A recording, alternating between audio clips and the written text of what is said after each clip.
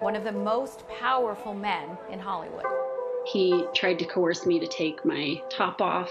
It's a whole culture around him that says that it's okay to treat women like this. Sexual favors are a perk of the job. I was exposed so many times to men like him. Hollywood has always had this dark secret.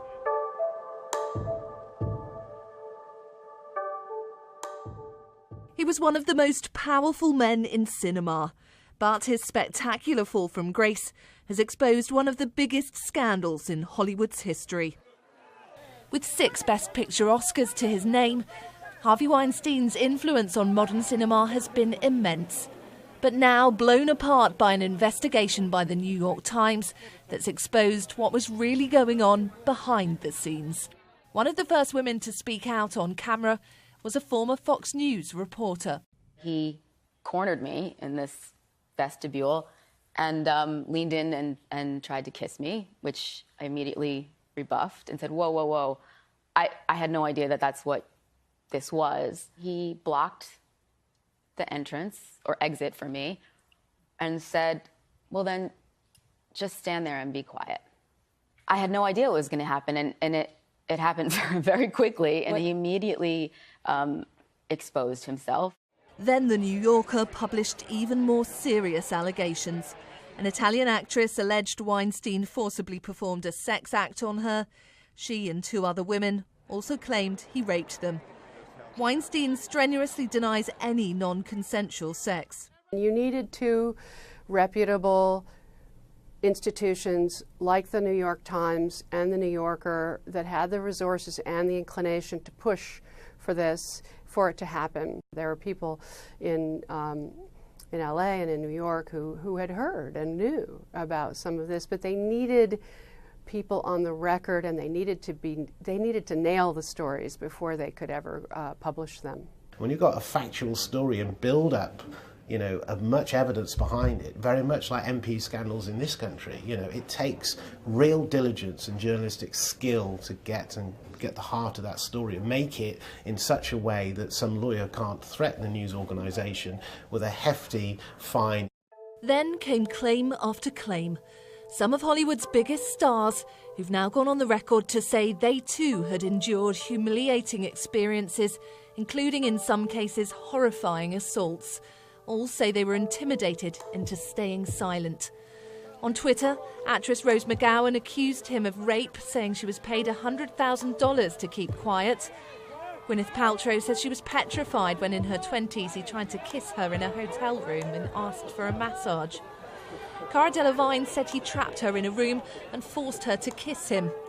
Romola Garai said she was horrified when at 18 a casting for Weinstein to personally approve her turned out to be alone with him in his hotel bedroom. And Angelina Jolie says a bad experience she had with the producer when she was starting out is the reason she's never worked with him since. He was in a bathtub. He tried to coerce me to take my top off, and I didn't. And I ended up leaving that situation and actually leaving my acting aspirations. I couldn't imagine who to call. Whose phone number do you dial at the Weinstein Company to say this happened to me? And who on the other end would believe me? We went to his office and we had a great conversation about his current film and the film that I was pitching. He seemed genuinely interested, and I was excited. After about 30 minutes, he asked to excuse himself and go to the bathroom. He returned in nothing but a robe, with the front open, and he was buck naked. Many of Weinstein's oldest friends have expressed their shock over the revelations. Meryl Streep, who once called him a god, has said his behaviour is disgraceful. And Hollywood producer Barbara Broccoli has told Sky News it is inexcusable. We can't afford to have any form of harassment of any kind in the industry. You know, you're working with people who are very committed and very vulnerable, and it's a very intense industry, and we all need to look out for each other.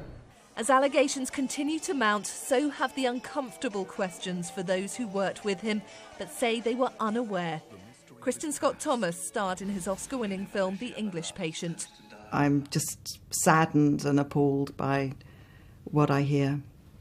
Never witnessed anything, but saddened and appalled. There's also been a focus on Hollywood's men to speak out. My heart goes out to anyone who suffered through that kind of abuse and experience, and I hope it sheds a light on the issue, and people, don't continue to abuse their position of power, and people aren't manipulated into situations they don't want to be a part of. There have been a lot of people who have come forward and had to be really brave and saying some very personal things, and I think all of those things need to be respected and seen all the way through. The time we're living in right now is like revelations. We're getting to see the way things really are behind closed doors, and now we have to make a conscious choice about who we are and how we're going to go forward.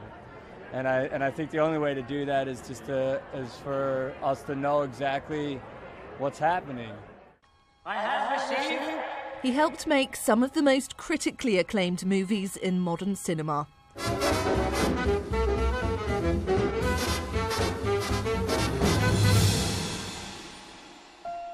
Hundreds of Oscars have been awarded to his films. The industry joke goes, in an acceptance speech, most actors thank God, their agent, and then Harvey.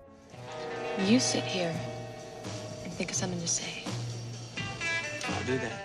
Without question, Harvey Weinstein was one of the modern movie moguls, setting up Miramax, a company that was latterly sold for gazillions to Disney. He has reshaped the way that Oscars were won with massive Oscar campaigns for productions like Shakespeare in Love. He was perhaps one of the 5 or 6 most powerful people within Hollywood. You heard about us, you probably heard we ain't in the prisoner-taking business.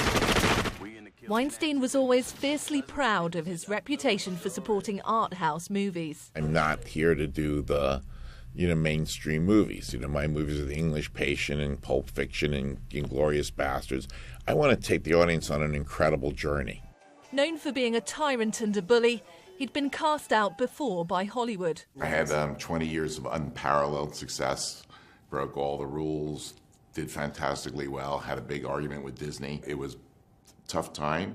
I stood up for what I believed in, and then I spent 5 years in the wilderness not doing well.